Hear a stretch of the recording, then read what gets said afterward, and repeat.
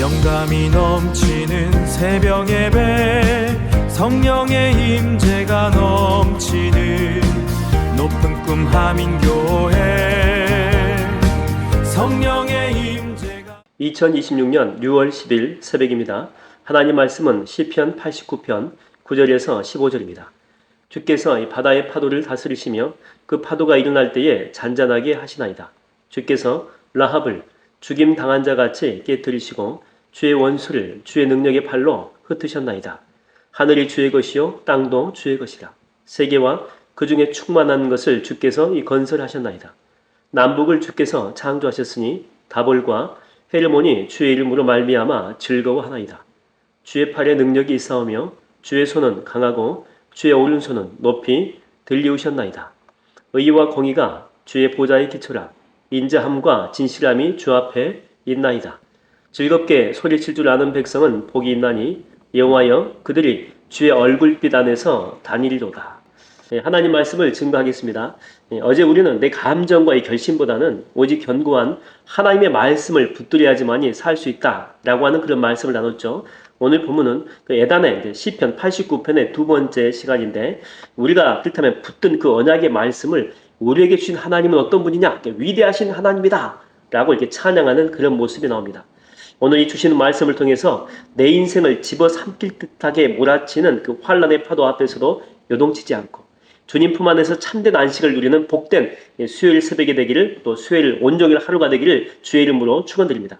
먼저 오늘 본문 이 9절과 10절을 보게 되면 에단은 하나님의 절대적인 통치권을 바다를 다스리시는 분으로 이렇게 비유해가지고 선포합니다.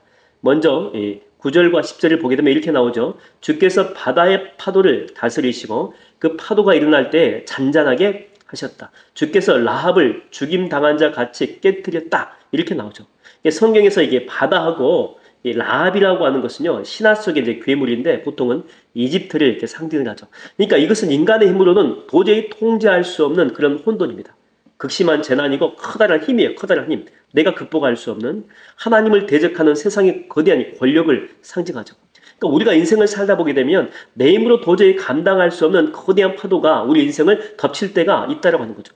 갑작스럽게 찾아온 질병의 문제가 있죠. 그 다음에 어떤 재정의 쓰나미가 막 이렇게 몰려올 때가 있고, 억울한 이 모함 때문에 이 사람과 이 사람이 관계가 끊어져 버립니다. 그런 아픔들이 있습니다. 흉흉한 파도가 몰려온다는 거죠. 그 거대한 물결 앞에서 인간은요, 조각배처럼 이리저리 휩쓸리면서 정말 두려움에 떨 수밖에 없다라고 하는 거예요. 근데 예단은 선포합니다. 그 무서운 파도조차도 스스로 존재하는 것이 아니다. 바다를 지으시고 파도의 높이와 깊이를 명령하시는 만군의 여호와께서 친히 다스리고 계신다라고 하는 것입니다. 그래서 그 예단은요, 14절 보세요. 14절. 그 폭풍 속에서도 무슨 고백을 합니까? 의와 공의가 주의 보좌의 기초라. 인자함과 진실함이 주를 앞서간다. 그러니까 내 눈앞에 그 현실은요, 그 표면은 정말 미친 듯이 지금 요동치고 있습니다. 그러나 나를 붙들고 있는 주의 보좌의 기초는 조금도 흔들리지 않는다라고 하는 그런 고백이죠. 여러분, 이 바다 한가운데서 이 허리케인이 이렇게 발생하게 되면 보통 이 바다는요, 아파트 한 10층 정도의 높이에 그 파도가 이렇게 몰아친대요. 그래서 이것이 막 아파트 10층 정도 이 파도가 움직이기 시작하면 상선들 있죠, 다 나가 떨어집니다. 그리고 심지어 항공모함 있잖아요, 이것도 박살나고 깨질 수밖에 없는 엄청난 위력을 가진다고 하는 거죠. 근데 이 끔찍한 태풍 속에서도 가장 안전하고 평온하게 바다를 항해하는 배가 있습니다. 그 배는 뭘까요? 바로 잠수함입니다. 잠수함. 바다 표면에서 아무리 끔찍한 파도가 요동을 쳐도 수면 아래로 한 200m 정도만 내려가게 되면 그곳은요, 태풍의 영향을 1%도 받지 않은 완벽한 무풍지대, 그러니까 전혀 바람이 불지 않은 그런 곳이다라고 하는 거죠. 그래서 함정은요, 거대한 태풍이 몰려오게 되면 바다 위에서 그 파도하고 싸우지 않습니다. 즉시 잠수함의 문을 해치라고 하죠. 그러니까 해치문을 전부 다 굳게 닫고 바다의 가장 깊은 곳입니다. 흔들리지 않는 그 심해 속으로 조용히 잠수해 내려가요. 그러니까 바다 위는 정말 지옥 같아요. 태풍이 막 불고 있습니다. 그러나 잠수함에 탄 그 선원들은요, 그 아래에서 따뜻한 커피를 마시면서 완벽한 평온을 누리고 있다라고 하는 것입니다. 여러분, 우리의 신앙생활이 바로 이 잠수함과 똑같아야 돼요.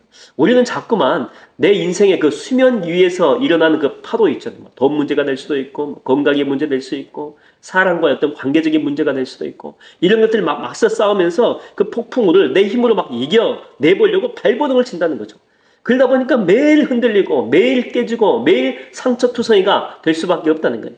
근데 주님은 우리가 이 14절의 말씀처럼 조용한 영적인 수면 아래로 제발 좀 내려가라, 제발 좀 내려가라, 그렇게 말씀하시는 거예요. 왜냐하면 그곳에는 흔들리지 않는 주님의 보좌가 있기 때문에 그래요. 그래서 여러분, 이 폭풍우가 몰아칠 때 우리가 해야 될 일들은요, 이 파도하고 싸우는 것이 아닙니다. 사람하고 싸우는 것이 아닙니다. 기도의 그 해치를 굳게 닫아버리고 세상의 소음을 다 차단한 채 하나님의 깊은 임재 속으로 잠수해가지고 들어가는 거예요. 전능하신 하나님의 품 안으로 깊이, 더 깊이, 더 깊이 기도의 뿌리를 내리고 들어갈 때 비로소 세상에 줄 수도 없고 알 수 없는 완벽한 평안을 경험하게 된다고 하는 것입니다. 그래서 여러분, 그 안에 있을 때 사람이 바뀌는데 15절에 보십시오. 뭐라고 이야기합니까? 주님의 보좌 안에 있었더니 즐겁게 소리칠 줄 아는 백성은 복이 있나니 여호와여 그들이 주의 얼굴빛 안에서 다닌다라고 이야기하고 있지 않습니까?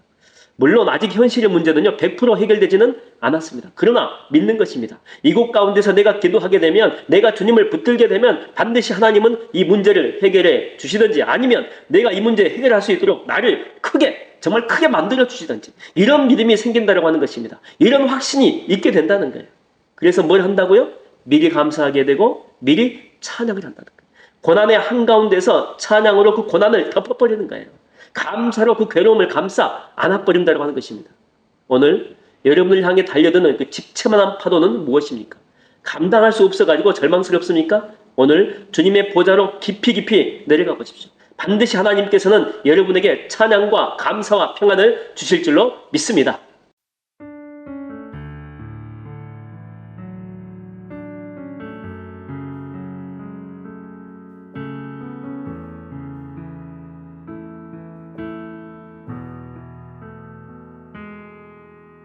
주 품에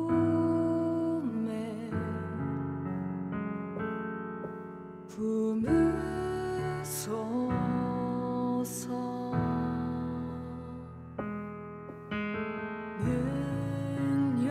능력에 발로 덮으소서. 거친 파도 날 향해 와도 주와 함께 날아오르리.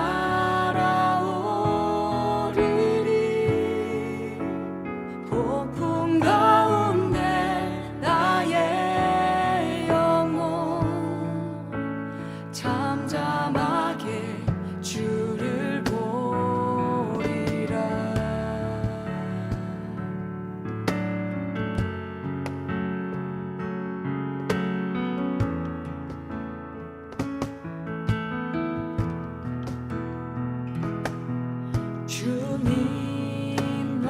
주님만에 나 거하리. 주 능력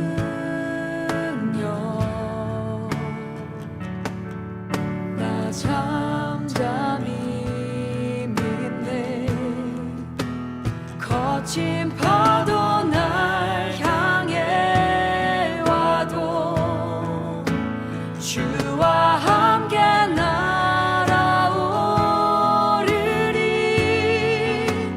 폭풍 가운데 나의 영혼 잠잠하게 주를 보리라.